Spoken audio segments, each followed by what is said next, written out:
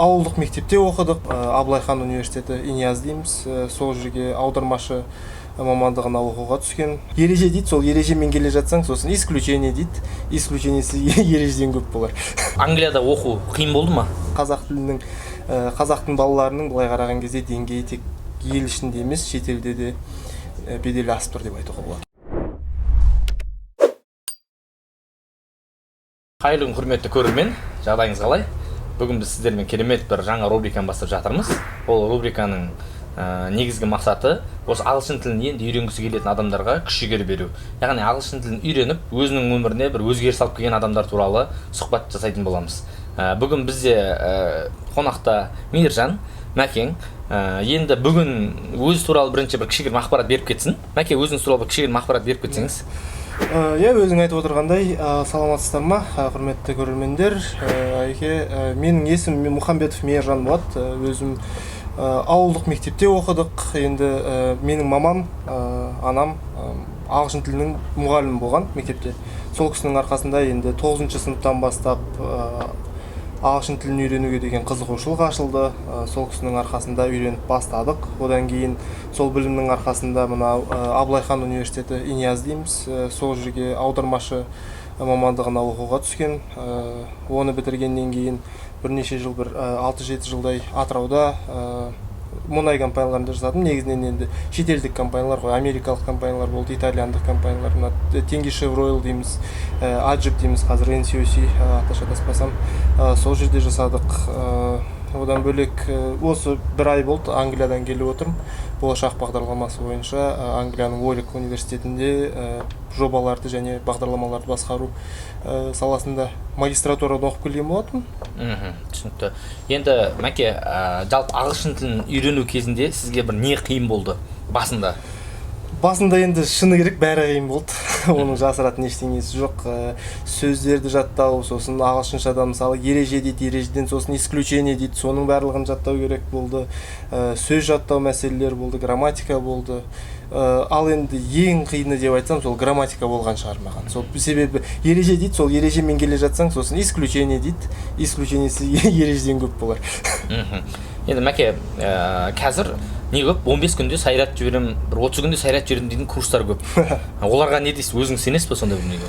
Енді басынан өткен кісілер айтпаса, мен ондайға өзім сенбеймін. Кез келген іс-әрекет, кез келген жетістік болсын, ол менің ойымша қарқынды еңбек талап етеді.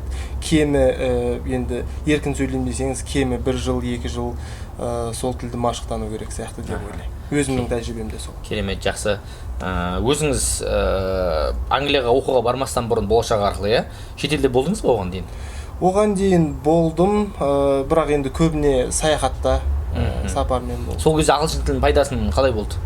Ол жерде ағылшын тілінің пайдасы өте зор, себебі қай елге барсаң да, Еуропа болсын, я болмаса Азия елдері болсын, әсіресе туристік бағыттағы елдерге баратын болсаңыз, ол жерде барлығы ағылшынша мықты сөйлейді. Сондықтан да кез келген жерде мысалы жол сұрап, жөн сұрап кете беру ешқандай мәселе туындатпайды. Ал енді біз ағылшын тілін меңгерген болғандықтан қайда бар десе де енді кете береміз, себебі тіл білеміз. Былайша айтқанда жолда қалмаймыз. Түсінікті, керемет. Мәке, енді жалпы Англияда оқу қиын болды ма? Англияда оқу қиын болды дегенде аса ондай қиын болған жоқ. Енді әрине оңай тұсы да, қыры да сайы да бар. Дей тұрғанмен енді тіл білгесін ол жақ жеңілде болды. Мысалы менің группаластарым болды, түрлі елдерден келген, мысалы Индонезиядан келген, Африкадан келген, Қытайдан келген, әсіресе Қытайдан келгендерге сабақ қиын. Мұғалімге мысалы жай сөйлеңіз деп қайта сұрана береді. Ол кісілерде ағылшын тілінің деңгейі төмендеу болған сияқты. Жақсы, осы жерде бір мен байқаған дүние, қазақ тілді, яғни қазақтың балаларының қабілеті өте мықты. Мен өзім енді шетелде бағана Венгрияда болған кезде бір орыс мұғалім болды. Сол орыс тілін мұғалімі ғой, сол айтады да, негізі дейді, біздің қазақтың балаларының қабілеті өте мықты дейді. Өзіңіз енді шетелде болдыңыз, арада жүрдіңіз, не айтасыз ол туралы? Ол рас, себебі біз оқыған университеттің өзінде мысалы 100-ден астам қазақ оқыған шығар магистратурада, тек 1 жылдың ішінде. Сол одан бөлек қаншама, мысалы біздің поток 1200-ден астам адам болды, жан жақтан келген. Барлық мұғалімдердің айтатыны, Қазақстаннан келдім десең, бірден басқаша қарайды. Қазақстаннан келген студенттерді олар ұнатады. Қазақстаннан келген студенттердің ағылшыншасы да мықты, тәжірибесі де мықты, білімі де жоғары деп. Ол рас, менен маған сенбесеңіз кез келген оқып келген адамнан сұраңыз, ол деген бар нәрсе. Қазақтың балаларының былай қараған кезде деңгейі тек ел ішінде емес, шетелде де беделі асып тұр деп айтуға болады. Керемет.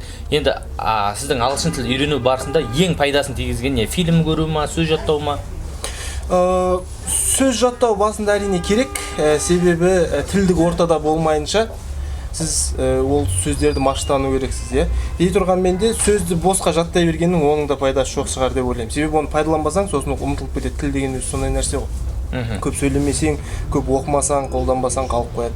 Енді мен үйреніп жүрген кезде кітап оқыдым. Одан кейін маған өзіме ең пайдасы көп тиген нәрсе ол YouTube-тан түрлі бейнелер қарау болды.